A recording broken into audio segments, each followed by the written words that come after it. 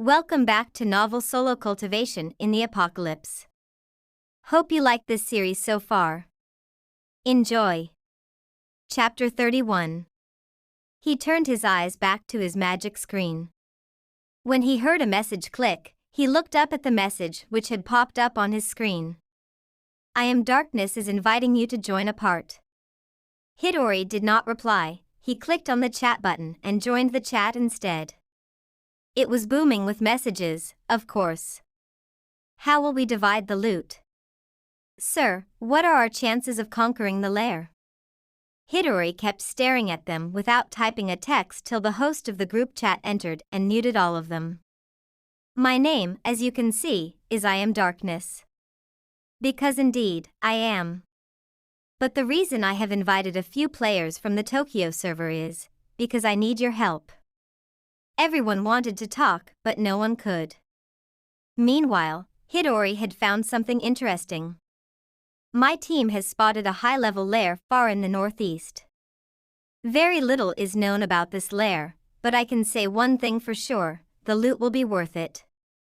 So those of you who want to join me, please join my part and we will conquer this lair. Further information after joining the party.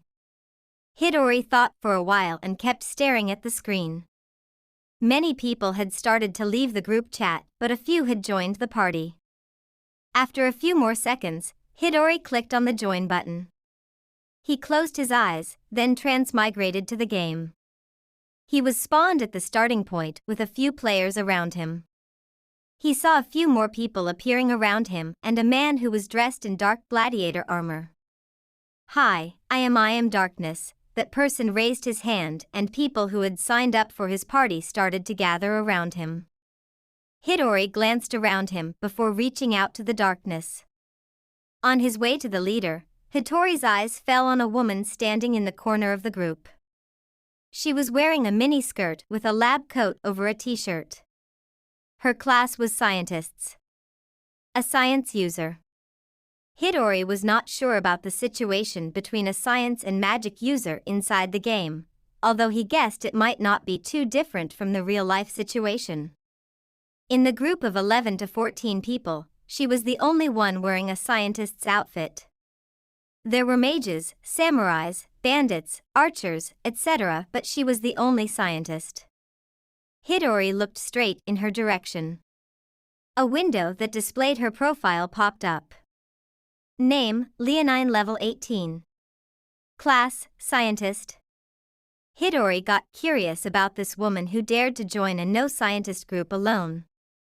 In that process, he did not realize how hard he stared at her, although it was out of curiosity.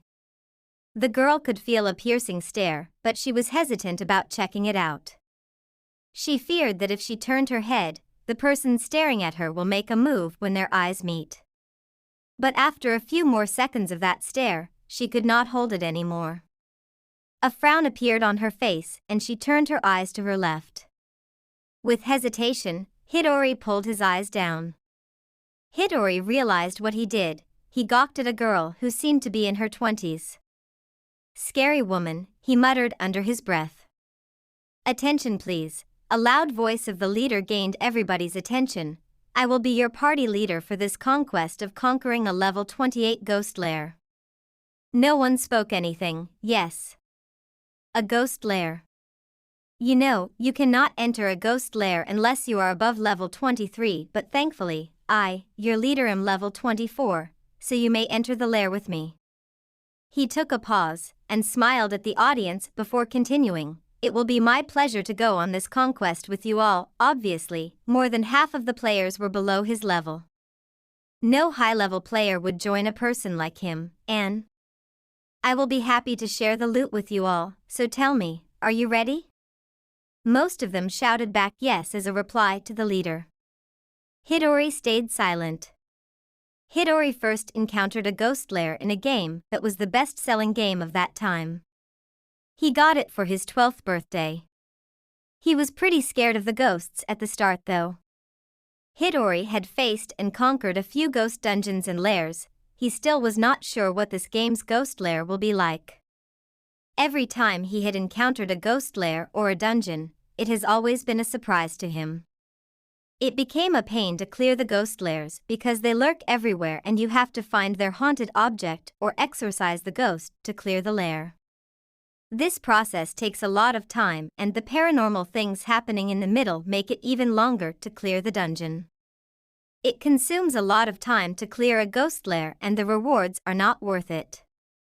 So after 3 years, when he turned 14 and he received his first full-dive VR MMORPG game, and a magic console, the one resting in his room, as his birthday present, Hidori dropped the idea of entering a ghost dungeon ever again. And since then, he had never entered a ghost dungeon once. But right now, he was about to enter a ghost lair. Not because he wanted to waste his time, but because he was curious about what this game's ghost lair could be like. The players who stick with me till the end will get 65% of the loot with 35% for my team. And of course, sorry, but the lair will belong to my team of 3. Not many had any problem with that. Most of the players here were for loot, it seemed. 'Cause no one raised a voice. But that was not the same case with Hidori. Hidori did not know if the players were too dumb to realize that a ghost lair does not drop useful drops, and even if it does, they get used inside the dungeon or else you die and lose the drops. I will be using the teleporter, so please gather around and stay inside the radius, he ordered. Hidori was surprised to hear that the leader had his hands on a teleporter. Hidori took a step forward to step inside the radius of the teleporter. A pink circle had been drawn around to show the teleporter's radius. Hidori dropped his head and took another step to step inside the teleporter when he saw another foot of a player stepping right beside him. He lifted his head to see who it was. His shoulder bumped into a girl who was wearing a lab coat and stood beside him. Very sorry. Me too, she replied as she bowed her head once. Hidori stepped away from the woman who still gave scary vibes. Never had a good relationship with a science user. As soon as he stepped away from the girl, he saw everybody in front of him disappearing into pixels. Soon he disapparated and left the starting point with everyone else. Broken wooden logs stood on the borders of a dark cave. The cave had a narrow entrance, making it impossible to get a look inside. This said to be the Pontianoc's lair. Not a single player knew what a Pontianoc lair was. Neither did their leader bother to explain. A cold wind rustled past the cave just as it would in any horror movie or a horror game scene. Eagles and vultures flew above their heads. Owls stood on the tree and stared at the players with big eyes. The monsters inside this lair are unknown. So I would like all of you 15 players to be focused and not die in the lair. Hidori stayed silent. Let's go, go, go, he shouted. 5 players who were behind him charged at the lair. Hidori stayed back and entered the lair last. Just as expected, this lair did not have any floors. It instead had a map of its own which popped up when Hidori entered the lair. He constantly glanced around him. Not a single sign of a monster or a ghost. Hidori watched as some kind of white smoke entered the dungeon and blurred everything for him. He searched for lights, but there were none. Just what you can expect of a ghost lair. Hidori opened the map in front of him. A snowflake fell in front of Hidori. The start was named the lair's entrance. When he looked up for further areas, all he saw were red dots on the map without any labels. Hidori equipped himself with his katana. To use the map was useless and senseless at this time. He had to do what he had done for 9 years, explore on his own. Alert! We have monsters, a player shouted. The leader copied down to the 15 players. Of course, he was not able to see anything at the front. Everyone spread. Take on the ghouls with a duo. 20, no, more than 25 dark shadows with wavy ends flew high up in the sky. Their heads were covered with hoods, but their mouths were visible. Pitch black darkness without any teeth. These were not ghouls. Ah! A player let out a hideous scream. Everybody took a step back and watched as the player got his life force sucked out of him. One of the ghost-like creatures had gone inside the player. The player's body kept shaking and trembling as if he was being tortured by the creature. Hidori took a look at his health bar. The health remained green and did not decrease either. But when he looked at the player, whatever the creature did to him, it looked painful. Hidori did not move, no one did. He stared at the player as he suffered through an immense amount of pain. But that did not last for long. Suddenly, from behind, a great sword appeared and chopped off the player's neck. Hidori lifted his wide eyes at the leader of their faction. "Stay focused," he shouted. "They are no ghouls, they are Utsu. If you die, you will lose your avatar," everybody gasped. "No way, what shit have you brought us into?" "I am leaving the lair." "You cannot leave while engaged in combat, so shut up and fight," another player shouted. "Yes, support each other. We cannot let this game delete our accounts." Utsu. Hidori stared at a Utsu that flew right towards him. He pulled his katana out. Hidori was about to cut the Utsu but suddenly halted. He concentrated his vision on Utsu, but he could not discover what he had spotted. He felt a strong grip on his shoulders and chest, then felt an immense weight on his whole body as someone dived and rolled on the ground alone with Hidori. He heard a female shout that was not intended for him. "Catch it!" A girl threw a grenade at Utsu. Hidori rose from the ground after he rolled to the other side. Instead of his hood, a white lab coat had covered his head. Hidori grabbed the piece of cloth and pushed it aside. He heard a loud explosion and saw fire and dust spread all over. Even he was covered in dust due to, who was it anyway? It did not work. Then his eyes moved to a female sitting beside him. "Who are you? And what are you doing?" She glanced at Hidori. "Do not play dumb, you were about to get eaten by Utsu. I did what the leader told us to, fight in duos." Hidori patted himself clean and got up from the ground. "Thanks, but I had it under." She pulled him down. "Sit down. Do not act like a stranger after staring at me like an idiot and bumping shoulders with me." Hidori gave her a what the fuck stare. But she ignored him and turned her head to look at the Utsu behind her. Leonine-san Hidori had to explain himself to her and let her know that he is better off solo than pair up with a total stranger, and that too, with a scientist girl. "Ryan," she turned her eyes to Hidori. "I am Ryan Leonine." Hidori was taken aback by her name. Then Rayon-san "Just call me Rayon." Strange names. "Rayon-san," she sighed, "I want to tell you that I am sorry but Ah, it is okay," she waved her hand, "no need to be sorry for staring at me." "Huh? No, We should focus on our survival first." "Our?" Hidori frowned. "My level is 18, so let me take the lead." With that, Rayon jumped out, took out a high-tech pink gun, and pointed at the Utsu. Chapter 32. Rayon aimed her gun at Utsu. She was only a few moments away from pulling the trigger. Hidori calmly watched from behind cause he knew her attack was not going to work. Shot.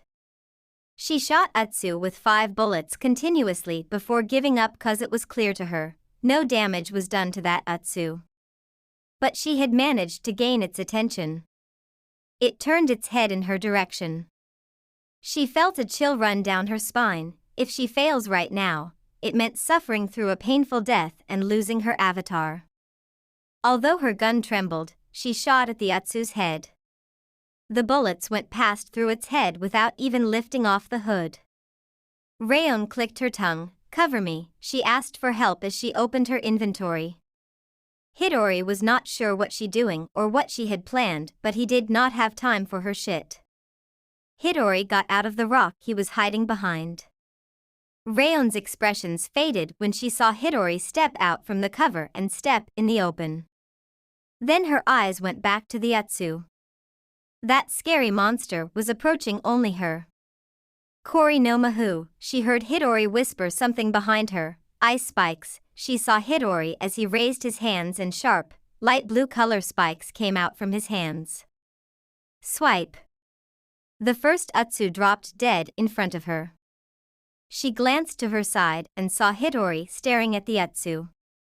I am more experienced. Hidori told her, let me take the lead. She was left speechless. Hitler received the notification after his spikes went through the Utsu's neck and tore it open. It did not stop there, the spikes pierced other Utsu's bodies but only a few died. Killed a level 13 Utsu. Killed a level 16 Utsu. Killed level 16 Utsu. Hidori brought his hands down. Cool, he nodded in determination. He noticed that there was someone else beside him. He jumped towards the rock to take cover. Rayon, who was dumbstruck, soon back to her senses and rushed beside Hidori. Her eyes were wide in shock. Who are you? And what is that magic? Are you a graduated mage? Or perhaps are you working at the ministry? You do not need to be a graduate to use Ice Element, after all. It is the third most elemental spell taught at the academy after water and fire. But you have such control over your mana. I have never seen something like that. Hidori glanced at her. He smiled. Oh thanks, it must be because of my ice affinity. Hitori's expressions changed suddenly. He lifted his head and took a glance around the area. He is missing. He tapped his screen and opened the lair's map. Who is missing? There on the map, he saw 12 blue spots surrounding him. But 3 blue spots were missing. When he scrolled up, he saw 3 players had advanced ahead of the Utsu area. Hidori held his cold stare at the screen for a while before saying, "We are leaving, Rayon-san." He got up. An Utsu charged from behind. She got up with him before she realized the Utsu behind her. How do you kill them? She asked in a panic. Hidori took a step forward, aimed for its neck. He started running towards the center of the Utsu area. That is where their core lies. Rayon pulled the trigger. Her bullet went past the Utsu's neck, but this time, a dark light glowed out from its neck. She received notification of her successful kill. Amazing, she glanced back at Hidori. Hey, wait. She pulled her guns into her lab coat's pocket and chased Hidori. Soul liquefaction activated. Cultivated mana, 3089/80,000. Rayon killed a few more Utsus behind Hidori while Hidori ran through the middle of the area. Hidori froze a few Utsus on the way. Oi, is he running away? A player caught the sight of Hidori and Rayon running away. Leonine, he did not catch Hitori's game name, but he managed to get Rayon's game name. Chase them, he raised his spear, kill the traitors. Hidori shook his head when he and Rayon escaped the Utsu region. Stupid followers, do they even see their mighty leader around? They should stop blaming us. See the chat box. Focus on the things around you, Rayon-san. We can read the chats later. She felt sort of embarrassed at her actions. I apologize. Pay attention, Rayon-san, you are with a complete stranger who stared at you before. She stopped running and took a step back. Right. Well, going back was not an option right now. Stay, Hidori stopped too. On your guard, he continued. Although it is a game, it can lead to horrors in real life, he completed, and well, that was enough to scare the hell out of her. A flame flickered in the pitch-black darkness. Rayon's body jumped a little because Hidori suddenly lit a flame. Hidori increased the flame in his hands and pulled them above his head. Gray ruins, vines over the gravestones, algae had taken over the graves, and rotten wooden crystalline crosses stood idle. It was an eerie atmosphere with dried-up trees against the dark graves. Ryu-san, is this a graveyard? Better watch your brains, Rayon-san. Hidori walked deeper into the graveyard region. He had his fire flame ready to attack in case a zombie or a ghoul attacked. He He heard a soft groan behind him. Ryu-san, I think we have a situation here. Hitori turned around at Rayon's words. Four zombies approached Rayon. She stood with her gun in her hands and waited for Hitori's orders. Something is strange. Hitori looked at one of the zombies and read its available description. Rayon-san, he called her. Yes, tell me, shall I kill them? She was clearly scared of the approaching zombies. Where is their core? I think Hitori stopped when a zombie suddenly jumped in Rayon's direction. She closed her eyes and pulled the trigger in the air. The bullet pierced the zombie's guts, but of course, that was not enough to kill it. Icicle spears, from behind, for spears of ice jumped out of Hitori's hands. The first one entered the zombie's skull, and the second one landed on his face and pulled it down to the ground. The remaining two killed two zombies. Rayon-sen. Hitori had to shout to wake her out of fear. Run, he ordered. Rayon opened her eyes. She glanced around. 3 zombies were dead on the ground, one stood in front of her. When her eyes fell on the graves, she saw more zombies coming out from the graves. She jerked her body, turned around, and ran. Hitori took the lead. She kept up with him while checking behind her frequently. They are not zombies, Hitori told her. She moved her head back to the front. They are Mahas. Mahas? What are they? I wish I knew, but I have never met a Maha in my life. Hitori increased his pace. The map was open in front of him. He saw that the 3 players had already cleared the Maha region and were headed towards a divergent path. Now Hitori had to face a fork in the middle of the path. He glanced at the 2 streets before returning to the map. The 3 players had taken the left path, which was the shortest path, but of course, danger followed. And then there was the right path, which was double the length of the left path, but not much danger. There may be hordes waiting for Hitori, but if taken the other path, death awaits. Rayon broke the silence. Where to now? She asked. Say, Rayon-san. Hitori lifted his head to the right side. Do you think we will be able to take on a level 30 boss on our own? Huh? Why do we have to do it alone? We will wait for others to catch up and dash. That is quite not the answer to my question. Rayon sighed. If we both go all out, then yes. You look strong anyway. Hitori turned to her, brought his flame near his face. Oh, I am just a veteran gamer. He gave her a slight smile. Chapter 33. Hitori was walking together with Rayon on a narrow dark path. Hitori's single flame was flickered in the dark area while he took the lead. Rayon stuck together with him. There was a threat to her as a woman if she sticks with Hitori, but there was a bigger threat to her as a player if she goes away from Hitori. She heard a soft moaning sound coming from the roof, which made a chill run down her spine. She gulped and took a step closer to Hitori. Hitori was totally unaware of the danger he made Rayon feel around him, but at the same time, he was the only one who could protect her. What is that? Ryu-san. Hitori lifted the flame above his head. A ghost, or a spirit, I do not know, there is no description. Hitori saw a few spirits floating above their heads while making strange groaning and moaning sounds. She crept even closer to Hitori. Rayon-san, why did you enter a ghost lair if you are afraid of them? She took a step back. And no, I am just, I hate ghosts, I do not scare them. Of course, you do not scare them. Hitori looked at the map which was floating in front of him. He saw 2 blue spots walking on the right path from the fork. There were 4 pink checkpoints in their way, which meant 4 different monsters. Hitori's plan was to flee away from as many regions as possible. He did not plan on wasting his mana and time on useless creatures. The main target is the boss. I mean, I am not afraid of them, I just hate them. Then I reckon. Hitori paused when he saw 2 blue dots approaching the first pink color point on the map. You will be fine with ogres? Of course, the undead ones. Rayon did not reply. She gulped and stopped walking along with Hidori. It was already too much of a shame for her that she was clinging to a man she met a few minutes ago. Undead ogres have appeared. Stay back, cover me from behind.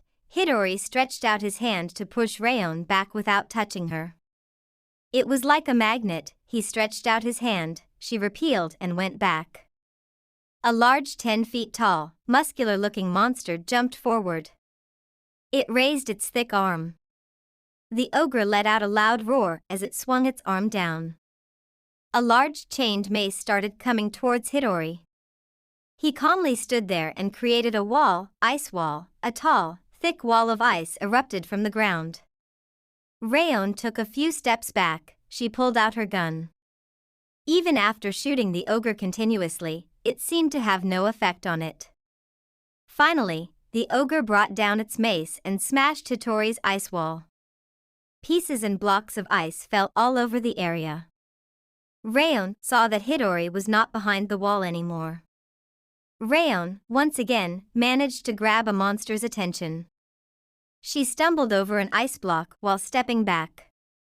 The ogre looked down at Rayon. It raised its chained mace above its head. While staring down at Rayon, it swung its mace at her. She moved her eyes to the ground and closed them. There was no way for her to run away. Even if she gets up and runs, she will be smashed open by the mace. On her way to bring her eyes down, her eyes had caught a layer of frozen ice.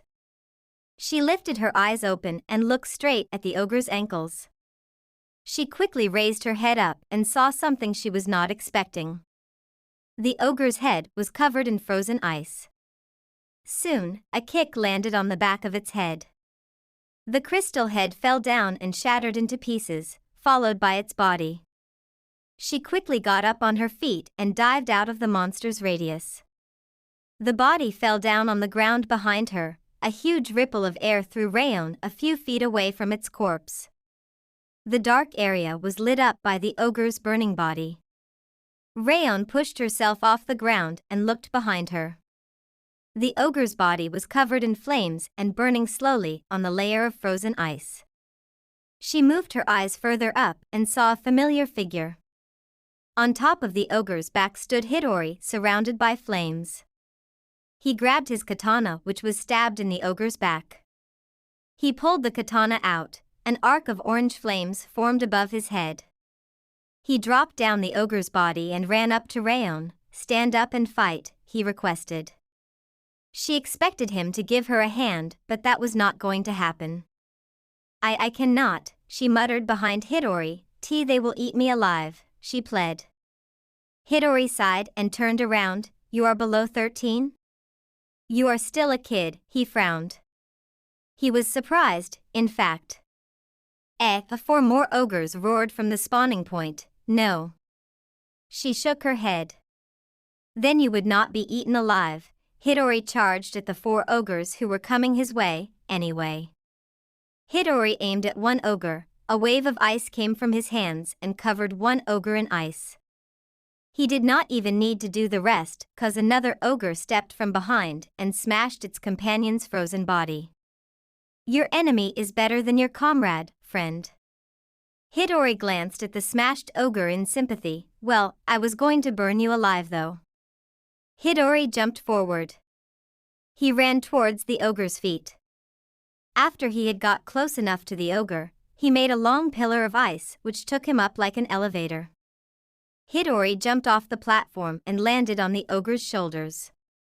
Fire saber, leaf cutter, flames of fire engulfed his katana. Hidori gave it a powerful swing. His katana went halfway through the ogre's neck. Hidori had to apply force to cut through the head swiftly. The bodies of these ogres were clearly tougher than the phoenix's body. Hidori aimed his hands at the ogre's neck opening, flamethrower. Rayon stared at Hidori as he scorched the ogre with an intense blast of fire. The flames went out of control to set the whole ogre on fire. Level up. Reached level 15. Would you please cover me? Hidori landed beside Rayon, who was still stunned by her shock. He took out 3 above 19 level ogres on his own. Yes, Ryu-san. Before Hidori could take off to hunt the last remaining 2 ogres, he sensed a strong blow of air coming his way. He lifted his katana against his left ear, grabbed the katana in the reverse grip before a mace clashed against his katana. Hidori rivaled the strength of the ogre for a few moments. Move, he grunted. Rayon took a step back and ran a few meters away from the ogre. Just like the guaranteed home run swing, the ogre's mace hit Hidori and threw him off the surface with just the satisfactory sound of a hammer hitting on a nail. Rayon bit her lower lip. She pulled her gun and aimed it at the ogre. But she stopped when she saw that Hidori had landed safely on the roof. He tensed his thighs and calves. With a jump start of a rocket, Hidori used the fire magic to jump off the roof and attack the ogre. He had his katana ready, by his right side. He had covered his katana in flames. The ogre saw Hidori coming towards it like a comet. Thankfully, moments before the ogre could lift its mace, Rayon started shooting it. Hidori took the advantage of the disturbed ogre. He activated both of his skills, jumped on the ogre's shoulder. His katana went through the ogre's neck as if he was cutting butter. The follow-throw pulled Hidori forward with it. Again, it felt as if Hitori's katana went through nothing but air. The same sensation he felt while cutting off the phoenix's head. Shot. He raised his head at a bullet that went past him.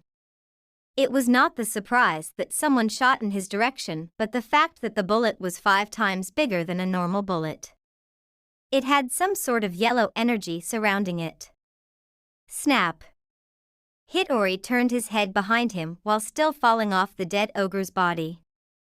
The bullet shot had gone through the skull of another ogre, right behind Hidori. The ogre froze there like a statue. Hidori fell down on the ground with the dead ogre. Ripples of air again threw Rayon a meter away. As soon as the ogre banged on the ground, its chained mace lifted off the ground with the swing of its hand, which was not intentional, cause it is dead, it was because of the air momentum. The mace went high up in the air. Hidori kept watching as the mace smashed the face of the ogre, which was shot through its skull. Green blood sprayed all over. The ogre fell down on the ground, this time, throwing Hidori near Rayon. They both exchanged glances. You thought I had shot you, did you not?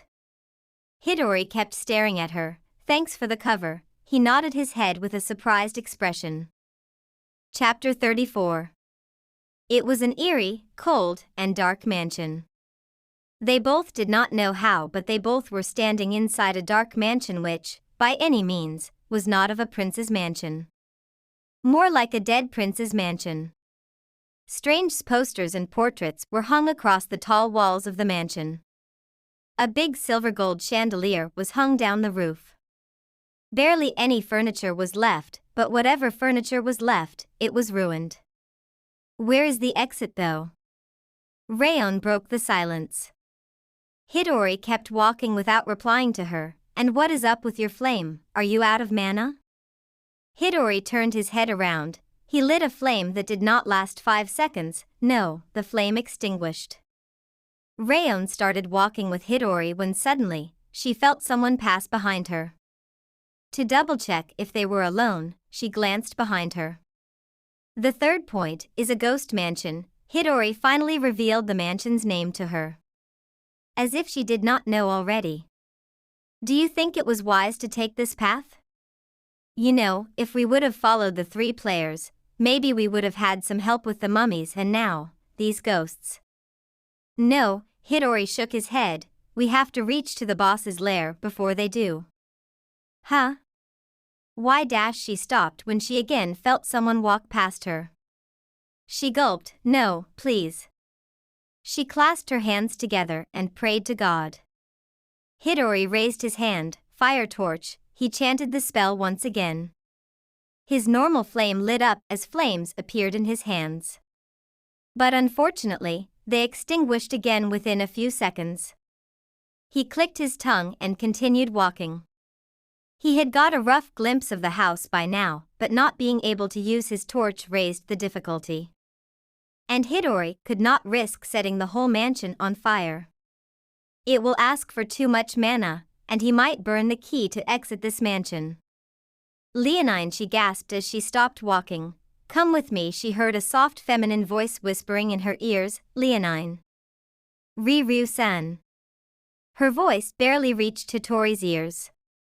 She hesitantly glanced behind and let out a shriek, ah. What? Hidori turned around. Rayon felt her foot hitting something hard, which made her stumble and lose her balance. Rayon spread her arms out to reach for Hidori. Well, she did reach for him, but his reaction totally blew her out. He stepped away from her. Her fingers managed to grab his cloak, but he quickly pushed her hands away from him. Do not touch me, please, he requested. Seeing Hidori in such a condition, the fear washed off from Rayon's face. She stood straight and started at Hidori, who was acting weird. Ryu-san. She spoke hesitantly. Is something wrong? Please maintain your distance, and do not touch me, he rubbed his blue mage's cloak. Rayon was confused, but she was scared to ask any further. She did not know what to do either, so she casually brought her eyes down to see what she hit with her leg. She looked down and saw a golden border glowing in the dark. It was some sort of mirror. She bent down to check it. Ryu-san. Hidori was still not over the fear he felt when she touched him, but guess you cannot keep dwelling on your worst fears. What, Rayon-san, he replied this time. Look at this mirror. She grabbed the mirror in her hands and pulled it up, but you cannot see yourself in it. Hidori would not bother to look at anything right now. Why is that? He still asked. I do not know, its screen is. She started talking slowly, dark, total black, it is like a mirror with no mirror in it. Do not be ridiculous. Hidori started talking, but Rayon could not hear his voice anymore. She had immersed herself in the mirror. Her eyes did not move from the mirror, she kept staring at it. Her face started turning pale, her eyes had turned cold. She could not feel anything, she could not move her eyes. Rayon-san, a flame of fire flickered in the darkness. Hitori's cold face appeared out of nowhere, his blue eyes shone like two pinpricks. Rayon felt her heart skip a beat. The flame extinguished with her panic. Do not startle me like that, she let out a sigh of relief. Let us move ahead? Hidori tilted his head by lighting the flame once again. Rayon kept the mirror down on a table in front of her, from where the mirror fell down. She pulled a smile on her face and turned to Hidori. Let us go, Ryu-san. He did not pay much attention to her cause the flame had extinguished and he was seriously pissed and annoyed about it. Hidori took the stairs and reached the first floor together with Rayon. She was walking right behind him. They had walked halfway through the first floor, but still had not found a clue or a treasure or something like that. Hidori and Rayon did not speak at all on the way. After clearing the first floor, they started to head for the second floor. Slowly, from behind, a slender pale finger approached Hidori. She touched his back with her finger, he sighed. She did not stop, she lifted her finger and landed it on his shoulder. Please, do not. They had explored 1/3 part of the second floor.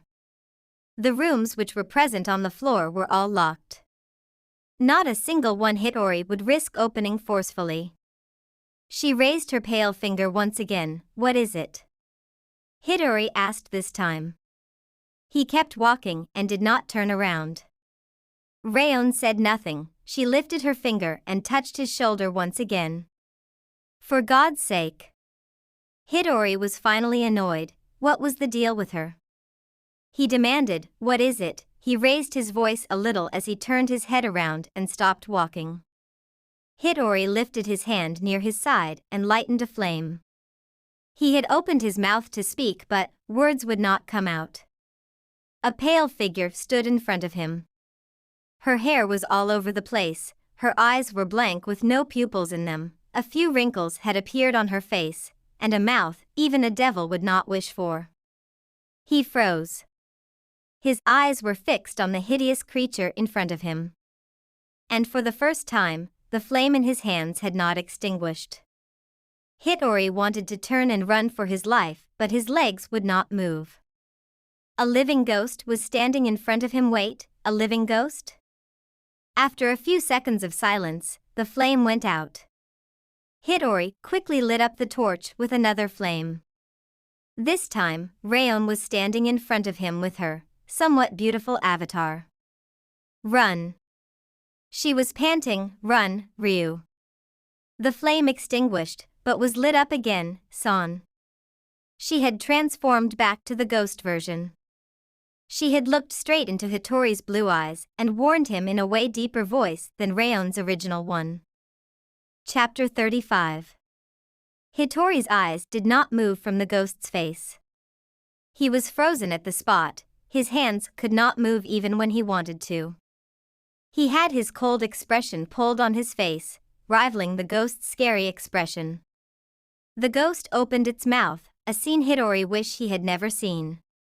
The insides of its mouth were all rotten, dark insides with insects moving freely, barely any teeth left at all, and a disgusting tongue. Hitori closed his eyes and dropped his head down, as if bowing to the ghost. The ghost closed her mouth and looked down at Hitori with pale expressions. Hitori took a deep breath. He opened and then raised his eyes to glance behind the ghost. He saw the wooden staircase, which stood a few meters away from him. He lifted his head and looked straight into the ghost's white eyes. He raised his right hand, moved his left leg behind, he took his stance. The ghost tilted its head. She had closed her mouth, so now she looked like an angry mom, only she does not have eyes. Hitori pushed his foot back, with all of his strength. After tensing his thigh muscles, Hitori took off running. The ghost was left stunned by the sudden actions. Hitori had gone past her, and she was left staring at nothing. Hitori used his agility points, which were an average of 20, to boost towards the staircase. The ghost slowly turned around. Her eyes fell on Hitori, who was running down the hallway. Her eyes stayed fixed on him till he reached the staircase. After a few more seconds, the ghost disappeared into thin air. Hitori reached the staircase, took a long jump, and slid down the railing. At the end of his ride down to the floor, the wooden railing snapped from the corner. Hitori managed to get back on his feet. He was back on the first floor. His only goal, for now, was to reach the ground floor.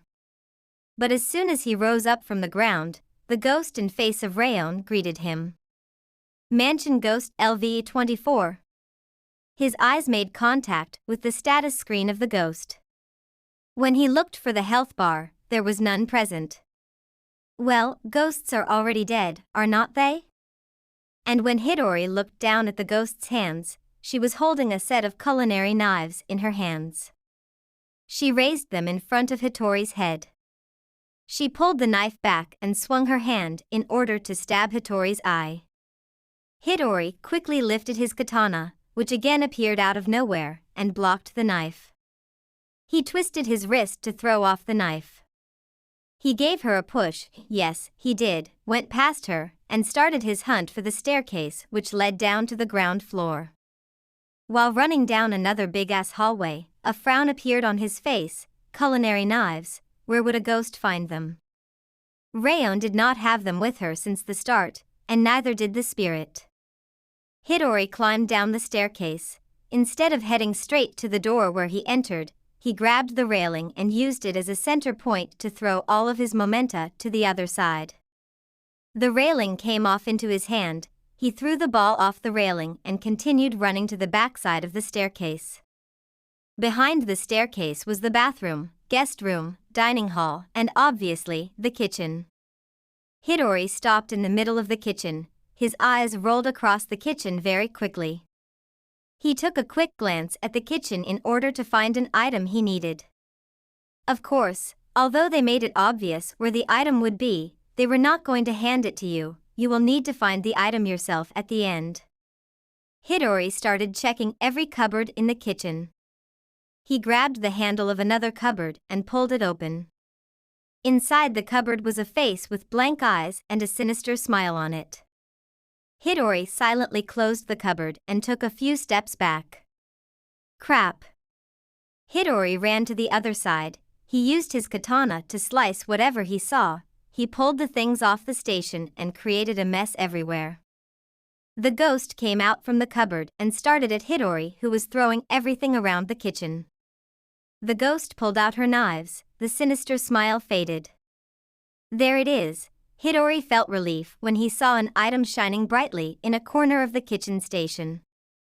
He went for the item, but suddenly, the ghost appeared in front of him. Crap! Hidori ducked the knife attack. He raised and ran in the opposite direction. The ghost soon followed him. Hidori ran in a circle. The ghost chased him like a fool. The item was once again in front of him after completing a circle with a ghost. Hidori jerked his body and took a jump forward. His hands wrapped around the item. The bright white light disappeared. Hidori crashed on the kitchen station. From behind, the ghost lifted her knives and dived in Hitori's direction. She was about to stab and cut Hitori's neck when Hidori suddenly turned to face her. A handful of white substance came her way, which made her pause where she was.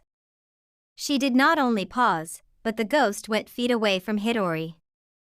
Hidori was super tensed. He brought him down to the floor.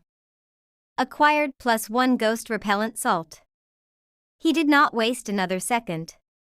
Hidori quickly found his way out of the kitchen. He went past the staircase. Hidori lit his little flame, which soon extinguished, but it gave him a sense of direction. The main hall was darker than any other part of the mansion. Well, obviously, it was to prevent the players from finding out the secret to complete this quest. Hidori dashed through the long hall, where he lit his flame once again and looked around him. He saw the hideous face of the ghost heading his way. He turned around and ran up to the same place where Rayon had hit her foot previously. He lit the flame once again. There it was, a plain dark mirror resting on a table. The ghost made a hissing sound. Hidori quickly pulled his hand from the repellent salt and threw a bunch of it on the ghost's face. Hidori dropped the jar of ghost repellent, equipped his gun, and pointed it at the black mirror. The ghost behind him raised once again. On seeing that Hidori had his gun aimed at the mirror, the ghost threw her set of culinary knives at Hidori. Hidori changed his target. He shot down all of the knives. The ghost had disappeared. Hidori quickly turned back to the mirror. He heard another hiss, which revealed the ghost's position. Hidori lifted his leg and landed a powerful kick on the ghost repellent, which was lying on the ground. As if a rocket was launched, the jar hit the ghost's face, and the remaining salt spread over the ghost. Hidori did not waste another second. He quickly pulled the trigger. A bright purple bullet penetrated the black glass of the mirror and hence shattered it into pieces. He heard the ghost make a low groaning sound before it fell on the floor with a loud sound and soon lost her consciousness. With another flick, the lights of the whole mansion were turned on and Hidori received a notification regarding the quest he had cleared. Chapter 36. Rayon's pupils dropped back into her eyes. But she was not looking straight. All of the strength left her body and she fell down on the floor. Hidori heard the sound of lights lighting up with the sound of Rayon's fall. The whole mansion was lit up with lights, which revealed the mansion's true colors. Hidori lifted his head and took a glance around the mansion. The chandelier shone brightly above his head, which blinded him. He quickly brought his eyes back down to the broken wooden floor. Rayon was lying in the pit of dust with multiple pieces of glasses lying around her. The wooden plates were coming off. The floor was covered with holes of all sizes. Quest cleared. Level up. Acquired. Plus 150 gems, the list continued. Hidori took a step forward and leaned down near Rayon. Without touching her, he pulled out a bottle of spirit potion and forced it down her throat. He then got up and glanced around the mansion once again. He saw the rooms on the first and second floor. A few of them were locked and a few of them were opened wide by Hidori and Rayon. His eyes fell on the damaged walls with lights on them and a few hanging down with the electric wires barely holding them. Lots of pieces of glass were spread across the hall. The main railing had half-broken glasses still hanging by thread. The long and wide staircase from where a few stairs were absent. He did not find a single window in his sight. Thankfully, Hidori was inside a game. If this were to be a reality, then he would be choking right now because of the low oxygen level there. Cough, cough. He heard feminine coughs behind him, which made him turn around instantly. Rayon was sitting on her butt, on the wooden floor. She, too, took a glance around the mansion. The furniture around her was in a pretty bad condition. She moved her eyes to Hidori. Seriously, she coughed again. I seriously hate ghosts. She rolled her eyes while looking at Hidori. She patted her clothes clean after getting off the floor. Nice mansion, is not it? Hidori muttered to her while glancing around. Of course, she rolled her eyes once again, but... The irritated frown faded. How did you manage to discover the secret to kill the ghost and complete the quest? Hidori glanced at her once before bending down to the floor. His hands threw the glass pieces away and grabbed a big golden color key.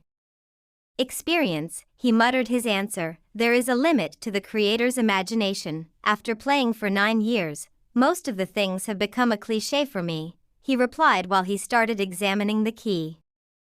This is cliché, she moved her chin down. It is not the top-level layer of this game, moreover, it is above low-level layer, not even average. So, she asked further. So, the creator of this game did not work out his brains while creating a mansion where a ghost takes possession over anyone who looks at the black mirror. She was left speechless. She looked down and glanced around, finding a topic to change the subject of communication. By the way, Hidori took a step forward. Were not you scared of the monster? I saw it coming at me through the mirror and I was pretty scared till it entered my soul. Hidori turned around, no, shook his head, and turned his head back to the key. Your glare is way scarier. He remembered the moment she caught him staring at her. Rayon pulled a plain cold expression on her face. Yeah, right, rolled her eyes for the nth time, and folded her arms in front of her chest. Hidori did not respond to her. His eyes were currently fixed on the key he held in his hands. After a few seconds of silence, Rayon let go of her anger and walked closer to Hidori. Ryu-sen, that key. Her eyes fell on the key Hidori had obtained from smashing the mirror. Leads to one of the rooms in the mansion, or rooms, Hidori replied her before she could even ask her question. Rayon started nodding her head. Wait, do not tell me. There were tens of rooms in the mansion, you do not plan on opening every single room? She exclaimed as she took a step back.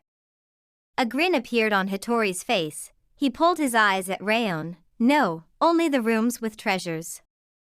Only the rooms with treasures, you said, but here you are, opening every door you see. They both were walking down the first floor's hallway when Rayon started taunting Hidori. He inserted the key into another door and twisted it open. This indeed is wasting too much time, but... I believe. What? She asked when Hidori had stopped in between. That, he lifted his finger and pointed at a shiny item sitting in the middle of the room he had just opened. An item? You believe you would find an item? She rolled her eyes once again. Not just an item, it is a bundle of silver stakes. Once again, her annoyed expression faded. To kill ghosts? Hidori looked at her, gave her a smile, and nodded. Would you mind collecting the items? He turned around and walked away from the room. We will have to hurry up our search. He went to the other doors on the first floor. After opening one more room on the first floor, Hidori headed for the second floor. He found a pair of Ghost's agility shoes, which were better than his previous agility shoes. He opened more than 4 rooms on the second floor and discovered a full-body armor level 17. and an invisible storage item named the Ghostly Dimension. He entered a room and was greeted with the message of equipping a piece of high-level storage equipment. Rayon reached the second floor and collected the remaining items while Hidori still searched for a secret hidden place. He found none. So a few hundred mana gems, Rayon started, lab goggles, 5 silver stakes, a chemical set, and a parang. Hitori's eye twitched when he saw that they have acquired a parang. Yeah, she sighed. I know less combat, but I know that in this world, a parang is the most useless weapon. Hidori nodded in agreement. What else have you got? A few potions of different categories. Heal, mana recovery, and stamina. We will be needing them. The duo had walked down to the main. They turned around to the backside where a portal was waiting for them. The last checkpoint now. We need to really hurry up. Hidori saw on the map that the 3 players had already made their way to the end of the left path. I just hope we do not have to face Annabelle or something now. Rayon rolled her eyes as she followed Ryu out of the mansion. The strong wind blew and made the leaves crash with each other. Hidori and Rayon appeared in the middle of the green woods with greenery behind, above, beneath, and in front of them. A forest? So no Annabelle, Rayon sighed. But if they were in the forest, it meant something worse awaited them. Hidori equipped himself with his katana. A thick layer of ice formed on the katana. He heard the leaves rustle and spotted a movement in the deep woods. Stay, alert! He stopped when a message flashed. Chapter 37. The sun was slowly rising in the sky, sprinkles of sunlight fell on the trees, and the leaves were rustling wildly because of the wild wind. Hidori noticed something moving in the deep woods. It was still dawn, so the light darkness made it hard for Hidori to get a clear look. There was movement in between the woods. When Hidori took a step forward, the movement disappeared, as if suddenly vanished in the thin air. Hidori was sure who was in the woods. Reached the Wendigos area. Defeat Wendigo LV-26. Hidori gulped as he continued to stare at the woods. His eyes did not move from the target. He could not see the Wendigo, but he knew what it looked like. Hidori equipped his katana and pointed it in front of him, ready for anything. There was still a slight fear of fighting a Wendigo for the first time. He spotted the movement once again, and that is when he remembered what Kamaya had said to him on his first meeting with the Wendigo. It will dodge your attack, it will not block it, and much worse if your reflexes are not quick as its. Hidori lifted his eyes wide open, increased the volume, and tried to focus on the Wendigo's movements. Hidori moved his eyes all around the forest in circles. He started moving his eyes to his right and stopped there. After a second, he moved his eyes further behind him. Move. Hidori jumped at Rayon. Rayon, as confused as always by Hitori's action, froze and could not move. She looked at Hidori as his shadow covered her body and his katana coming upwards. She raised her arms to cover her face. Clang! The ice covering Hitori's katana fell all over the place, some hit Rayon on her head. She slowly lifted her eyes and looked above her. A tall creature with antennas like a deer was standing above her. She almost faded when her eyes met with the creature's ribs and internal organs. Rayon lost her balance and fell to the ground. Hidori grunted. He applied even more strength and used a spell to move his ice from his katana's blade to the Wendigo's long, pointed nails. When the ice started climbing up the Wendigo's nails, which looked like it would tear anything into pieces, the Wendigo pushed against Hitori's katana to disappear in the woods again. Hidori went backward a little but managed his balance. He took a few steps back and looked at Rayon, who was sitting on the ground. Just what on earth is a Wendigo? She got up and equipped herself with the gun. Hidori looked back at the woods with no sign of Wendigo. He then opened his inventory, pulled out 100 agility gems, and ate them in one go. He further drank the stamina potion he obtained in the mansion of the ghost. Hidori was not backed up with agility-boosting potions, so he had to use all of the agility gems he had with him. 5 agility gems would increase the agility by 1 point. 110 agility gems consumed. Agility increased to 48 from 26. A deadly undead, Hidori started breathing heavily, and it will definitely eat you alive. He turned his eyes at Rayon. Her eyes went wide as she took a step back. Her eyes did not move off Hidori. He turned around and took a step forward. Soon, he too disappeared from Ryan's sight. Rayon's reflexes were too slow to watch Hidori and Wendigo's movement. She raised her gun, ready to fire. But unfortunately, she was not able to see Hidori or Wendigo.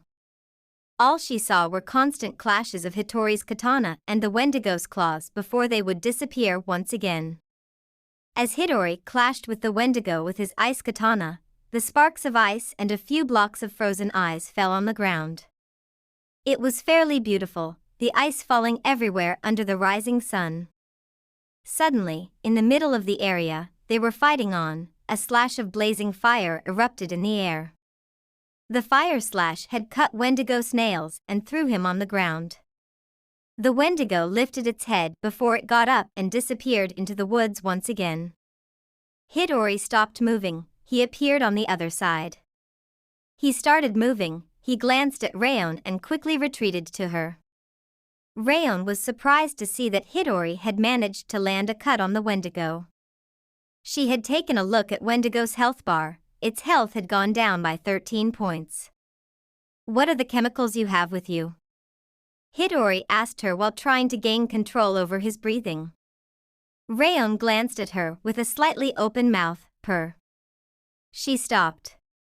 With her mouth open, she saw Hidori had damaged the Wendigo by his fire element and not the ice, which made a realization hit her hard. Hydrogen peroxide. Hidori turned his eyes to her. And it looks like Wendigo is vulnerable to fire. Hidori turned his eyes back to the surrounding, ready for a surprise attack. You know what to do then. She closed her awestruck mouth, a smile had unfolded on her face. I know what to do, she nodded with a grin. With her ending her sentence, Hidori disappeared into the thin air when he sensed the Wendigo's movement. Hitori's katana clashed with the Wendigo once again. This time, flames of fire erupted whenever his katana clashed with Wendigo. Meanwhile, Rayon had pulled on her experiment gloves, equipped the lab glasses she had acquired. Finally, she pulled out a flash containing hydrogen peroxide. Exactly.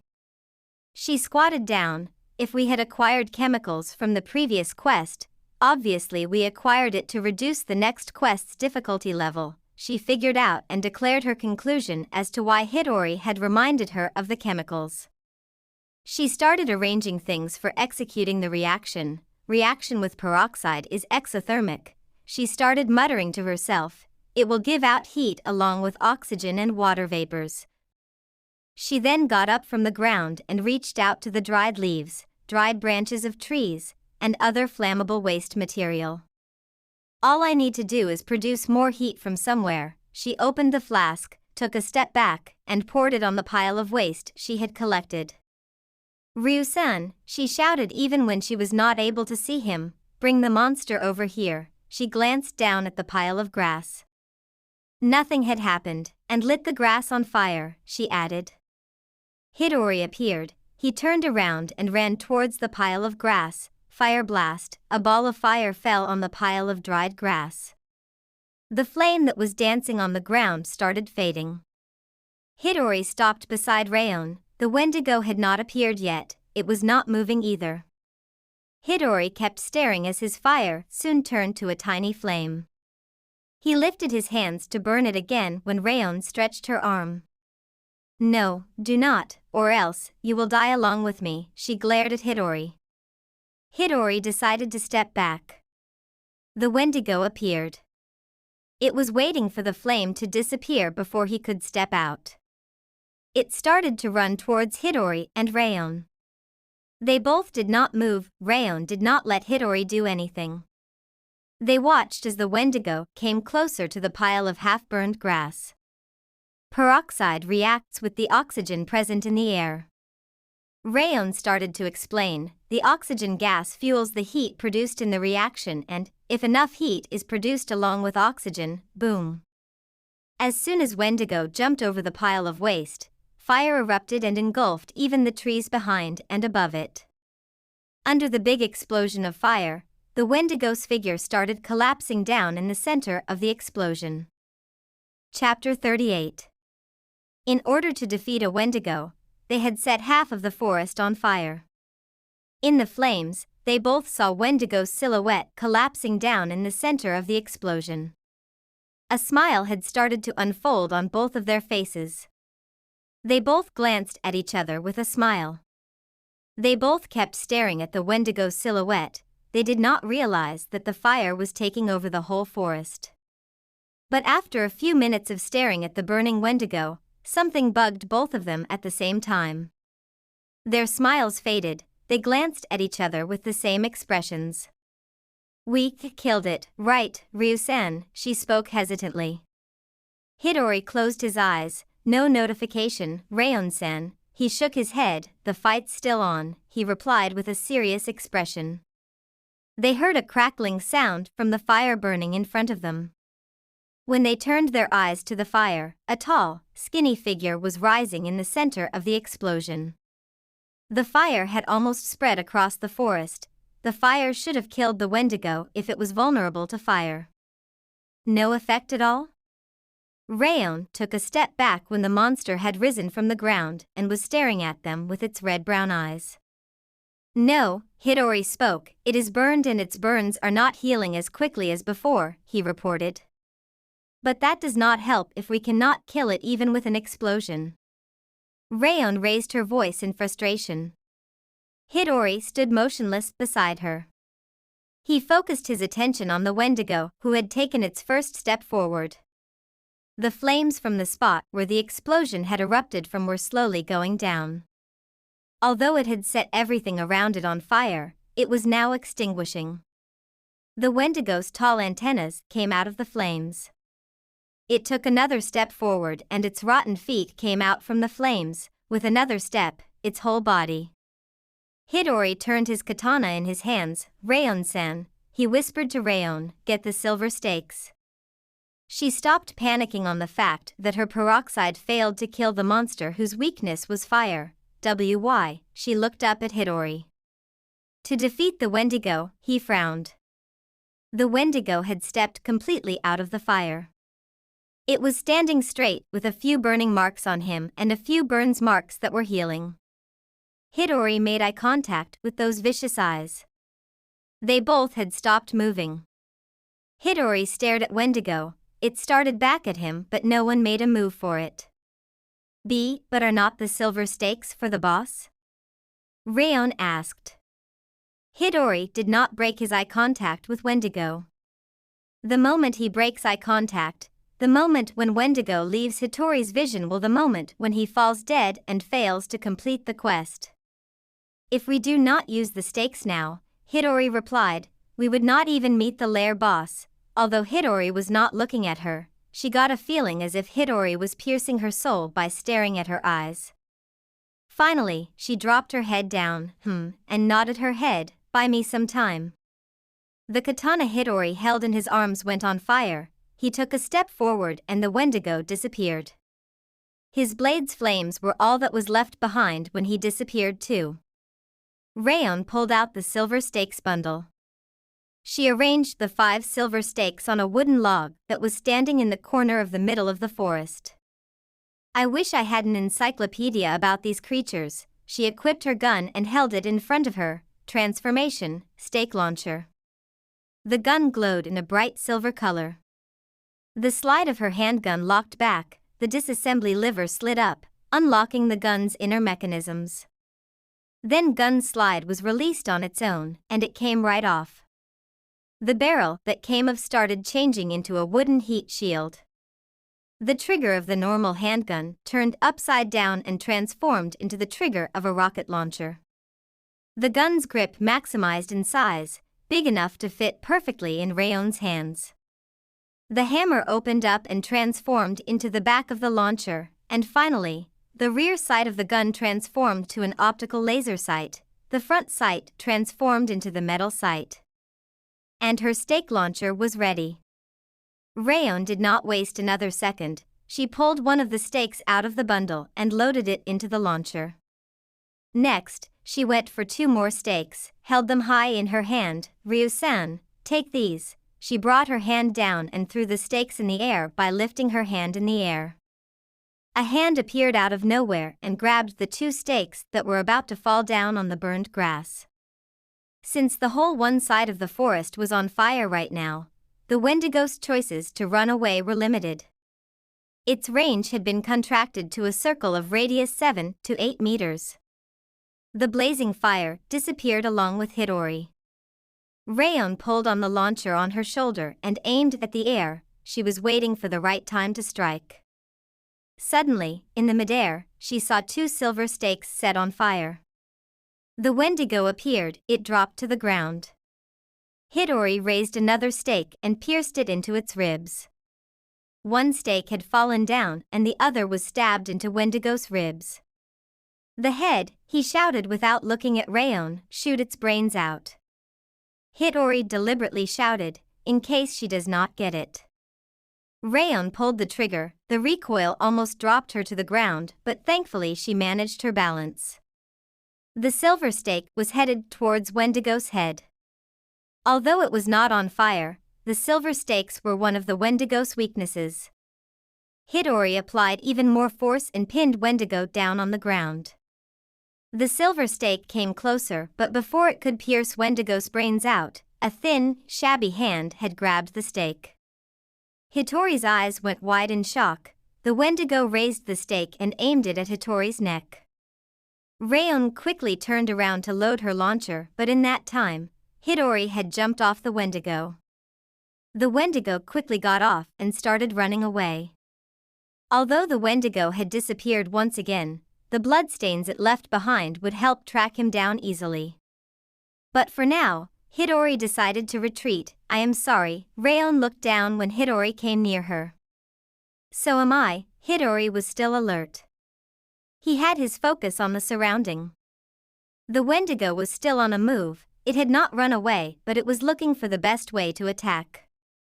Since it had been stabbed by Hidori and attacked by Rayon, Hidori could tell, from the bloodstains, that it had gone quite more aggressive and faster. Hitori's eyes followed the stains while a point came where the stains were no more. Hidori quickly pulled out his katana and swung it in the air. His katana clashed with sharp, long nails of Wendigo who had appeared behind them. Rayon quickly took a few steps back and aimed her launcher at Wendigo. But when Hidori dropped his katana and bent down to lift the last remaining stake, her target's position changed. Hidori covered the stake with fire and charged it at Wendigo's chest. Fire, he ordered before Wendigo would scratch his face into shreds. Shot. From behind, like an arrow released from a bow, the stake pierced the Wendigo's brain at a speed much higher than before. As soon as the stake made an impact with the Wendigo's head, Rayon fell down due to the recoil. Hidori landed on the ground, and the Wendigo fell back. On seeing what Rayon had just done, Hidori quickly turned around. You used it now? Glad you noticed, she smiled. Yes. With that, she laid down on the ground. Do not you think you should have saved the limit breaker for the boss? Hidori dropped himself down on the ground. He heard Rayon scoff behind him. If I had not used my limit breaker now, Rayon replied, we would not even meet the lair boss. Hidori smiled. Fair enough. He looked up at the rising sky and the forest fire that was growing rapidly. Chapter 39. In the forest that was on fire, Hidori was sitting on the ground and Rayon was lying on the ground. The Wendigo they killed was lying on the ground too. The forest fire was increasing rapidly. If Hidori and Rayon fail to make their way out of the forest, they will burn with the fire unless Hidori uses mana overdrive. Rayon had not noticed it yet, but Hidori had noticed the missing portals which should have been in front of them.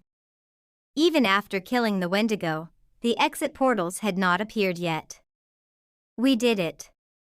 Rayon raised her hand in the air with a smile on her face. They both were panting after their breathtaking battle with Wendigo. Suddenly, Hidori got up from the ground. Rayon's smile faded. She looked at Hidori as he slowly walked up to the Wendigo that was lying dead on the ground. Rayon pushed herself off the ground and stared at Hidori. Hidori raised his katana, standing in front of the Wendigo. Flames of fire started dancing in the midair. With a powerful swing, his katana slashed through the Wendigo's head, detaching it at the end. Now we have done it, Hidori said while looking down at the detached head. We did it, Rayon-san. He glanced behind him at the Rayon whose mouth had dropped open in awe. You have completed the quest and cleared the Wendigo area. The message flashed and Rayon was convinced. The Wendigo's body disappeared into pixels and in place of the body, shiny treasures and items appeared. Rayon got up from the ground with her mouth in O shape. She walked towards Hidori by taking slow, hesitating steps. Just who are you? She asked in a low voice. A human, male to be precise. Hidori bent down to collect the drops. You seem so experienced, your combat skills are past the intermediate gamer skills, and it seems as if you know every secret of the game. Hidori did not reply. Rayon asked him once again, just who are you? Hidori glanced back at her with a smile, your friend. You have received a friend request from player Ryu. She was again surprised, sure. She accepted the friend request and walked up to Hidori. What have we got here? Money, 50-50. Gems, 50-50. Other than that, we have 2 quantities of each potions, swiftness, magic power, endurance, and we have 2 status recovery potions. Rayon nodded. Let us divide them too, she suggested. Hidori agreed. After dividing the potions, Hidori stretched his hand to hand Rayon a bundle of stakes. Iron stakes, she gasped and looked at Hidori. He had his smile on, the boss, he shrugged. It should have been the other way though. Rayon looked down at the bundle of iron stakes. I suggest we divide them. I do not have any launchers with me, keep them with you, and stay close to me during our battle. If you say so, she put them into the inventory. Let us exit the forest. She glanced around her. The fire indeed was trying to swallow the whole forest in it. The fire is rising. They walked through a blue portal to exit from the 4th and the last checkpoint of the right path. Hidori and Rayon were teleported to an empty area that had another portal at the end of the narrow path. Rayon equipped herself with her gun. Hidori held out his gun too while glancing at the map. Entered the Pontianak's courtyard. Hidori studied the map carefully. The courtyard they were standing in was an empty area where the right and the left path meet. Straight ahead was where the lair boss rested, after passing through the portal. And then, 3 dots glowed on the map screen. Quick, Hidori pulled down his map and rushed forward. Rayon followed him. What is it? Another monster, she asked. No, it is our leader. Hidori rose up, pulled out his gun, and aimed it at a player in front of him. Huh? Stop. Rayon let out a muffled shout. Ryu-san, stop. What are you doing? She used her gun to push Hitori's gun down. Are they not with us? Hidori glanced at Rayon and shook his head. They are using us. Hidori pulled his gun down and looked at the 3 figures who were walking down the path to the portal. Huh? What do you mean they are using us? Hidori glanced at Rayon. Have you ever heard of the term the guild or the party traitor? Hidori asked while keeping up with the 3 players.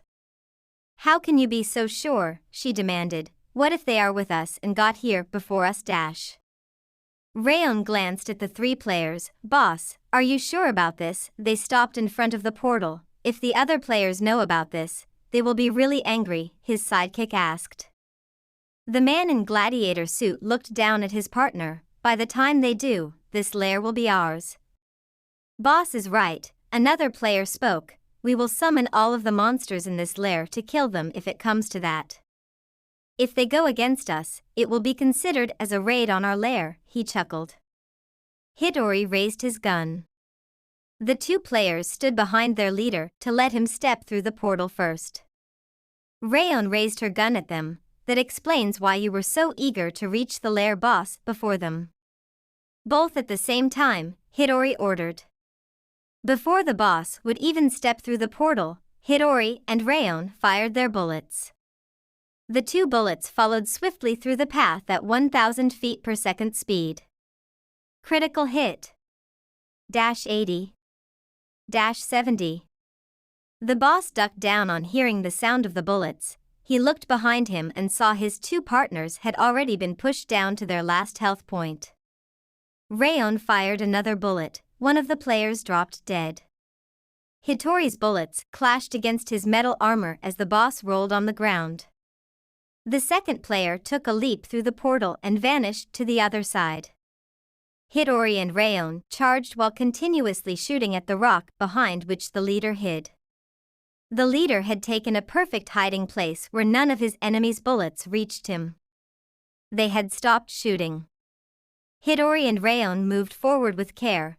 Hidori had his gun in front of him. Rayon had the same stance. On the other side, the leader spoke. Well, he started. I never expected someone to figure our strategy out though. He chuckled loudly before letting out a laugh. At least not so soon, you know. Hidori and Rayon had stopped moving since they both heard the leader's voice. You just were too predictable, Hidori spoke back. The leader rose up from the ground. I hope you are prepared to die here then, whoever you are. Hidori took a step forward. Ryu-san, Rayon called him, but he continued moving forward. Ryu, tch. She had no choice but to follow him. The leader looked at his side. His dead player's drops were lying on the floor. He gritted his teeth and pulled out a grenade from his inventory. He tried to look back, but he could not risk making his head available for the two players who had unraveled his true intentions. The leader pulled the pin of the grenade, got on his knees. He moved a little back, he kicked the wall and rolled forward on the ground, and threw the grenade at the same time. Hidori and Rayon began open fire, but the leader's bulletproof armor helped him cross to the other side. He had grabbed his partner's drops on the way. The firing stopped. Hidori looked down at a grenade that was dropped a few feet away from his feet. Rayon-sen. Jump. He turned around and took a leap forward. Rayon was a little late, but she soon followed him. The grenade went off, the floor blasted into pieces. Debris fell all over the place. Hidori and Rayon lost a bit of their health on the way. Chapter 40. The grenade dropped by Litrpg blasted near Hidori and Rayon. They both had already jumped away from the grenade, but still, they had suffered some loss. Hidori and Rayon had rolled onto the left side of the courtyard while Litrpg was hiding on the right side. There was a distance of more than 10 meters between them. Hidori pulled his gun down and instead took out the katana. He rose up from the ground and took a glance on the other side. Litrpg had come out a little with his great sword in his hands. Hidori turned his eyes to Rayon, who was sitting beside him with her gun near her chin. She closed her lips tightly and gave Hidori a nod. Go on, I will cover you, Ryu-san. Hidori turned back and came out of the cover. Rayon jumped over to the side of the rock and got her gun ready. On seeing Hidori steps out from his hiding spot, Litrpg too stepped out from his cover and stood in front of Hidori. They both were staring at each other, and they both were holding swords. Ryu, a frown appeared on Litrpg's face. Who the hell are you? Hidori started walking towards him furiously. Litrpg did the same with his sword at the ready. My partner asked me the same question a few minutes ago. Hidori increased his pace, jumped in the air, and swung his katana diagonally down. Their swords clashed with each other. They both increased their fighting pace slowly, which ended up giving Rayon a hard time setting her aim. Hidori moved back after a strike. Litrpg took a step back too. Then again, their swords clashed with each other. The metallic sound was echoing through the courtyard. "Why so furious, huh?" Yuragi swung his sword. Hidori blocked it. "What did I do to you?" They both stepped back. Hidori pulled his katana to his right. Yuragi lifted his sword above his head. They both were rivaling each other's strength. "Maybe we could work together." He lifted his sword back and landed another strong strike. "Do not you think?" Hidori attacked this time. Then they both moved away. Hidori was trying to ignore Yuragi's words as much as possible. "We will split the loot, 60 mines to 40 yours." Hidori lifted his lips. He pulled his katana up with. Yuragi swung his katana horizontally and blocked Hitori's upcoming attack. "Of course, you get to keep the lair." Hidori landed a powerful hit from above which made Yuragi grunt. Hidori pulled back and swung his katana sidewards. The strong impact made Yuragi swift back a little. "Looks like you did not like the idea," he muttered. Hidori was panting. He was a few feet away from Yuragi. He did not make a move. Yuragi did not make a move either. They both kept staring at each other. "How about I share a treasure with you? Would you like that?" Clang. Rayon fired a bullet from far away. The bullet hit Yuragi's gladiator armor and fell down. She glanced at the woman who had shot at him. "Oh. Do not listen to him, Ryu-san." Rayon came out and shouted. Her gun was still pointed at Yuragi. "I did not know that we had a science user in our party." Yuragi's voice turned cold all of a sudden. He looked back at Hidori. Hidori took a gulp and glanced between Rayon and Yuragi. "You have paired with a science user, despite." Yuragi lifted his sword, despite being a magic user. His voice's tone was full of hatred and despise. He looked down at his sword before lifting his eyes at Hidori. "Are not you ashamed of yourself at all?" With that shout, Yuragi dashed off from his position. Yuragi's sword made a strong impact on clashing with Hitori's katana. For the first time, Hidori was having trouble throwing Yuragi back. His feet that were stuck on the ground started to slid back. Yuragi was pushing him with even more strength than before. Hidori glanced behind him. At this rate, he would be defeated by Yuragi. Hidori looked back at Yuragi with a frown. "Kori no Mahu." Hidori gripped his katana tightly. Freeze-dry. Ice started sprouting out from his hands. Soon the ice started climbing his katana. It covered the blade, and then it started moving to the blade of another sword that was pushing Hidori back. Yuragi clicked his tongue. When he saw that the ice had started climbing his sword, he quickly pushed Hidori back and pulled himself away from him. "Tell me that you are ashamed," Yuragi shouted. "Tell me that you are guilty." Yuragi lifted his sword and boosted in Hitori's direction once again. "Say that you are sorry." Shot, shot, shot, shot, shot, shot, shot, shot. Rayon started shooting at Yuragi as he was making his way to Hidori. She managed to bang damage of 19 points. She quickly pulled down, released the magazine, and reloaded the gun with another new magazine. Yuragi ignored the little damage. His health bar had not still reached the yellow part. He jumped in the air to land a strong blow on Hidori. This time, just as soon as their swords made contact, Hidori was pushed back, almost sent down into the ground. But Hidori somehow managed to stay on the ground. His katana once again started covering in ice. She rose up and aimed at Yuragi again. With another set of continuous firing, she banged damage of more than 24 health points. She got down to reload her gun. "Now down to yellow, are not we?" "Fucking science user." He pulled his sword back. The sudden release of force shook Hidori and his balance. Hidori lifted his eyes at Yuragi. He was already running in Rayon's direction. Rayon rose up from the ground and saw a heavy metal man running towards her. She staggered back. She was barely getting any damage now as Yuragi was deflecting the bullets with his sword. After shooting 8 times, she was out of bullets. Rayon's gun cocked and no bullet came out.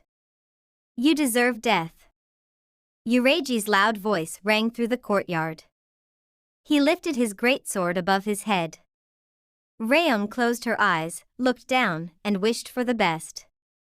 Suddenly, from the side, she felt a strong kick hitting her face. Although no pain was felt, the impact was sensed by her. Hidori performed a roundhouse kick. Rayon was lifted off the ground and rolled on the ground for more than 5 rounds.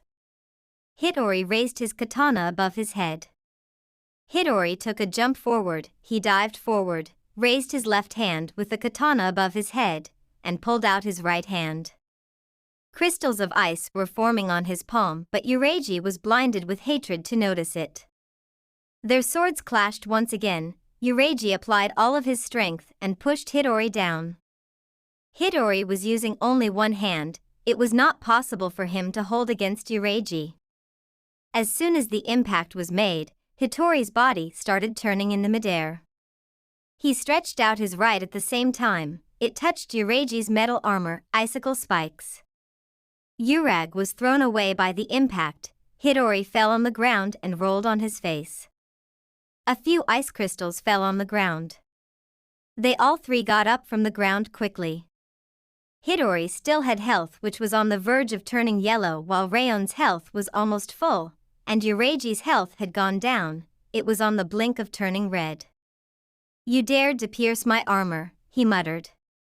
He lifted his anger-crazed eyes at both of them. "Rayon-sen, sorry. Ryu-san, how are we going to survive?" Hidori glanced at her, then looked back at Yureiji. "Together, duh," Hidori added. Chapter 41. The ice that had pierced through Yureiji's armor had melted down and disappeared into pixels. Yureiji raised his anger-crazed eyes at Hidori and Rayon. He pulled out a dark pink color potion from his inventory. He opened up the cap. His lips touched the tip of the flask, but before the potion would go down his throat, a bullet was fired and the potion's flask shattered into pieces. Yureiji glared at Rayon with an angry groan. "I should not have done that," she gulped and took a step back. "Well done," Hidori glanced at her before taking his stance. "Science user. I will make sure you never play this game again, ever." Eep, she staggered again. "TCH, why did you have to bring that science magic shit in the game?" Hidori bit his lip. Is not there enough hatred in the real world already? Hidori looked right into Yureiji's eyes. Yureiji pulled down his helmet. He took his sword, took his stance.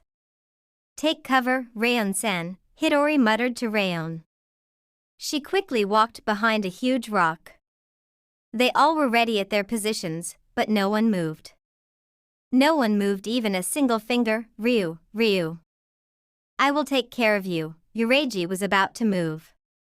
Hidori was ready to move too, but then, a sweet voice made them stop. Hidori lifted his head. Before him, Yureiji lifted his head and looked around himself. A sweet voice had entered the courtyard. Hidori did not want to admit it, but the voice was pretty sweet and attractive. He shook his head to get out of the euphoria of the sweet voice. "Ryu-san?" Rayon rose from her cover. She saw that both Yureiji and Hidori were acting strangely in a way. She stepped closer to Hidori with her gun still on guard. "What is this voice?" she asked herself while slowly moving closer to Hidori. Hidori hard turned his head towards the portal and was moving towards it slowly. Yureiji was doing the same. She raised her head and looked at Hitori's status screen by touching him with her index finger. A screen popped up. Attracted it read. Hidori went out of her grasp. He had gotten closer to the portal than before. Yureiji was only a few steps away from passing through the portal. Rayon grunted. She pulled her gun down and ran towards Hidori, who had gone beyond her reach. Just when she started running, Hidori increased his pace. He did not run at his top speed, but still enough to reach the portal soon. Yureiji, who was already near the portal, did not take another second to think before jumping into the portal. Hidori was about to do the same. For Rayon, Hidori was out of reach. "You leave me no choice," To stop him without touching was impossible. Rayon started running at her top speed, and when she had reached close enough to Hidori, she took a long dive forward and spread her arms wide open. "Forgive me." Rayon's body landed on Hitori's back. She quickly wrapped him in her arms and rolled on the ground.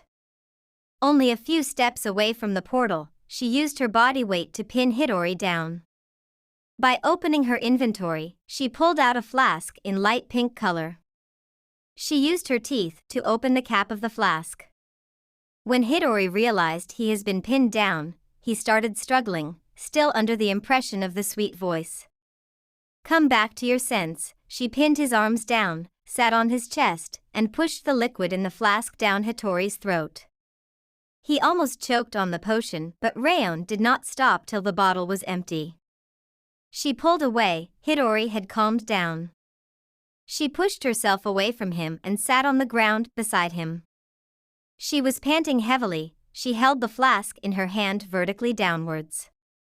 Hidori grunted. She glanced at Hidori, who was rubbing his face.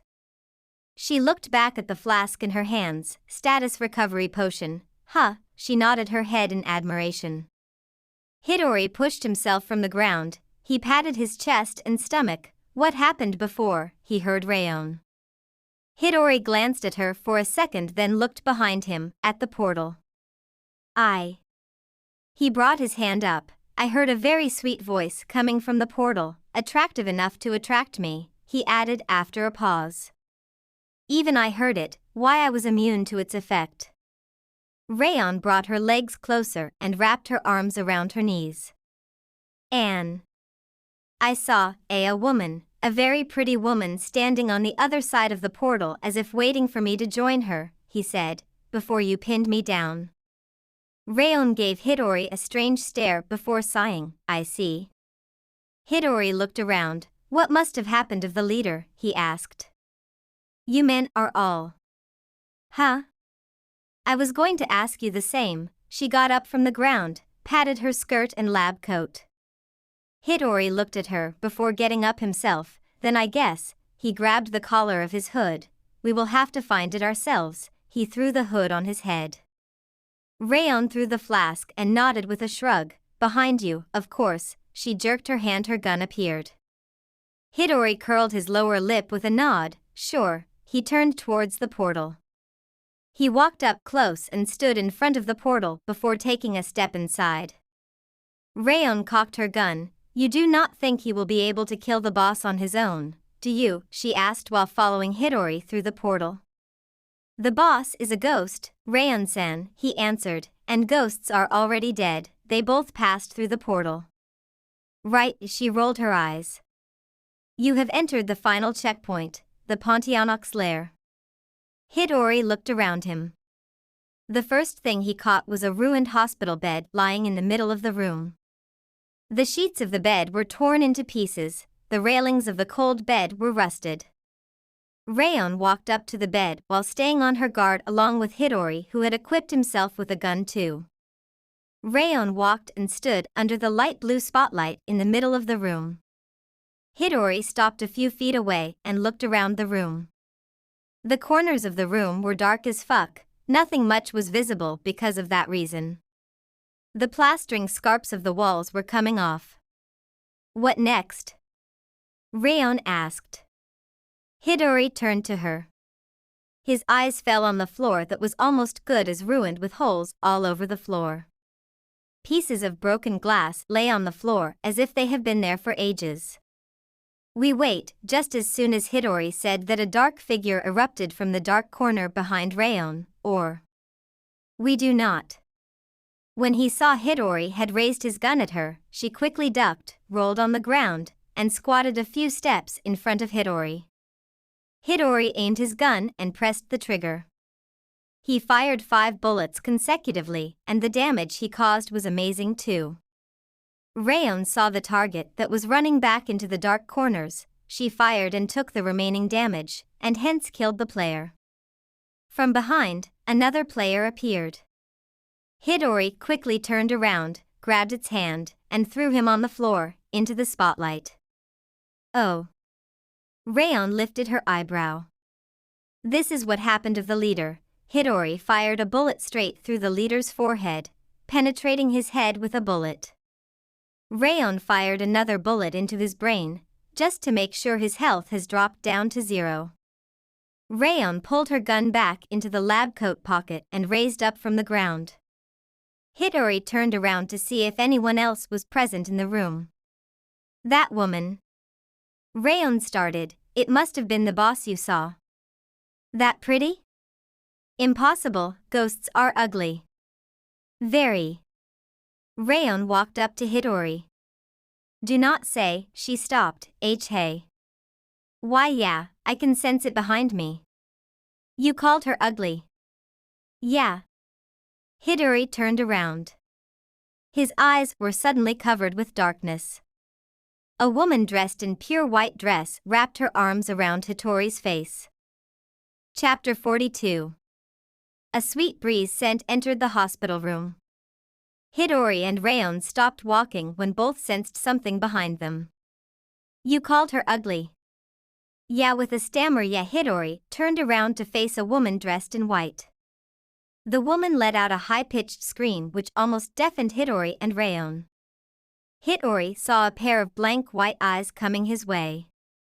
To protect himself from a pale face with no pupils, Hidori raised his arms in front of him. The woman climbed on Hidori and wrapped her hands around Hitori's head. Rayon was pushed away by the woman at the same time. Rayon had landed hard on her, but she had aimed her gun at the woman. By pulling the trigger, she started a free fire. She did not care whether the bullet hit Hidori or not. The woman who had grabbed Hidori released her damn long claws out. Rayon turned around, grabbed her gun, and started shooting at the woman's head. But even after that, she was not letting go of Hidori. She lifted her claws and dug them deep into Hitori's back. When Hidori saw his health decrease by a huge deal, he grunted, "Fire flames." Dark orange flames of fire erupted from his hands. The woman sitting on his top pulled her claws out and rushed away from Hidori. She stopped a few steps away. Hidori pulled his arm near his waist, a fireball appeared in his palms. Fireball. He chanted the spell and threw the ball at the woman. The woman stepped back and disappeared into the darkness. Hitori's fireball disappeared with her. As if the ball passed through a hole from where even light cannot escape. With no sign of the woman, Hidori and Rayon regrouped. You okay? She handed him a flask of potion. Hidori accepted the potion and shook his head before gulping down the potion. The boss? The boss. Another high-pitched scream rang through the empty ruined hospital room. The same woman with a pale face and blank white eyes appeared from the darkness. She was flying in the sky with her white dress flowing along with the flow of the air. She opened her claws once again and dived towards Hidori. The stakes, he shouted as he pushed Rayon away and jumped in the opposite direction himself. Hidori landed on the ground. Hidori rolled on the ground and stood on his knees with his flaming katana in his hands. The woman came down like a rocket. Hidori raised his katana, she raised her claws. Their weapons clashed against each other. Hidori was pushed to the ground by her. He used his legs to kick her away. She went back a little but charged at him again. Hidori swung his katana at her, her claws pushed the katana down. Hidori got on his knees, clashed with the woman once again before running off to the other side of the room. Hitori's eyes fell on Rayon, who was on her knees behind him. Rayon transformed her gun into a launcher, loaded it with the maximum capacity of stakes, 1. She got down on her knees behind the bed to take cover. Hidori looked forward. His eyes met with a woman dressed in white, but her eyes were blank and face pale. She was standing in a dark corner of the room. Hidori clicked his tongue, he put a stop and turned around with a grunt. She stood right in front of him once again. He pulled his hands and charged a fire beam at her. Once again, his fire disappeared with the woman. Hidori looked around. She was nowhere to be seen. He lifted his head, and she appeared above him. Snap! An iron stake had pierced the woman while she was still in the air, and Hitori's eyes went wide in surprise. The woman let out a medium-pitched sound and turned back into the darkness. The recoil damage was tremendously reduced down to almost zero because of Rayon's new position, which sent the recoil down to the earth through her body. The white woman suddenly changed her targets and appeared in front of Rayon. Rayon aimed her launcher up at the roof and fired another stake. The woman let out a louder scream this time and disappeared into the darkness once again. The stakes were inflicting some damage on the woman, not much but pretty average. Hitori unsheathed his fire katana and ran towards the bed. The white woman faded in from the darkness. Hitori took that chance. Cover me. He placed his feet on the corner of the bed, tensed his thighs, jerked his body, and jumped high in the air. He threw a fireball from the left hand and swung his katana with the right. The woman did not move at all till Hitori's attacks were close to her. And just in the blink of Hitori's fire hitting her, she disappeared. His fireball dived deep into an endless dark corner. Hitori clicked his tongue and spun his head. Rayon was still in her position, but that was not what Hitori wanted to check. Since Rayon had managed to inflict damage on the boss of 25 to 30, her threat level had increased potentially. So obviously, Rayon was the boss's new target. Just as Hitori had predicted, the woman faded in from behind and raised above Rayon, opened her pair of claws to swap them down and hunt her prey. Hitori pulled his katana back and threw it like a spear in the woman's direction. He had started falling down though. Rayon pulled her eyes away from the scope of her launcher. She saw Hitori's flame-covered katana coming towards her. She pulled down her launcher and ducked forward. Hitori's thrown katana went past Rayon. The boss disappeared for the nth time and Hitori's katana went through nothing but thin air. Rayon rolled forward and regrouped with Hitori. Hand me a stake, please. Rayon already had her launcher loaded. She handed him 2 stakes with only one remaining with her now. Only if we could touch her, Hitori said. It would be easy to stab her if we managed to somehow hold her still. He looked at Rayon. Then moved his head back to focus on his surroundings. Rayon heard him. She gulped and looked up at the woman who was slowly fading in again. Hitori raised his stake in one hand and threw it at her. She easily managed to dodge it. Rayon gulped once again. She looked at her launcher. Her hands went to the slot where the stake was loaded. She pressed the release button. Rayon took off. "Oi?" Hitori was confused at her actions. Where the woman appeared in rage. "Are you?" He paused. Rayon tugged her launcher and threw it at the woman. She disappeared. Hitori took a step back. Rayon knew that the woman would appear behind him once more. As soon as she felt a presence behind her, Rayon turned around to grab the woman's neck. Rayon let go of her body weight on her and fell on the ground together with the white woman. Rayon brought forward the iron stake she was holding on to. She pierced the stake through the woman's brain to pin her on the floor. "Throw your stake." Hitori was left speechless. Rayon's order woke him up. He quickly brought his stake near his shoulder, took it behind his shoulder, and threw it with all of his strength. The stake made an arc in the air. Hitori's expressions started changing while the stake was yet to fall down. "No." He took a step forward. "No," he let out a shout. The iron stake fell down and pierced the woman's neck. Hitori could not move his eyes from the scene in front of him. Rayon's face turned pale. A mouthful of blood poured out of her mouth and fell on the woman in front of her. Rayon slowly moved her eyes down to her stomach. The woman's arms were raised up. 2 arms went through her chest and stomach. Blood dripped from the woman's claws that had gone through Rayon's body. Hitori kept staring at the sight with a guilty expression slowly unfolding on his face. "What were you planning to do?" he asked at last. Rayon turned her head to Hitori with a struggle. Hold her still. You fool! Hitori's eyes did not move from her face. He rushed near her and pulled out a potion flask. Rayon raised her hand to stop Hitori from wasting his potion on her. Be sure to collect my drops, I will be back, she smiled. Hitori stood there as Rayon's health bar turned gray from red and her health points dropped down to 0. He did not get up from the floor before Rayon's body started turning into pixels and disappeared from the room. You have killed the lair boss, Pontianak LV-30. You have conquered the level 28 Pontianak lair. The ghost Pontianak lying in front of Hitori soon disappeared into thin air, and in place of her, a few shiny objects appeared. This is the end of this video. I could not end it in the middle of the fight, so extra 2 chapters were added. Hope you don't mind the little inconsistency.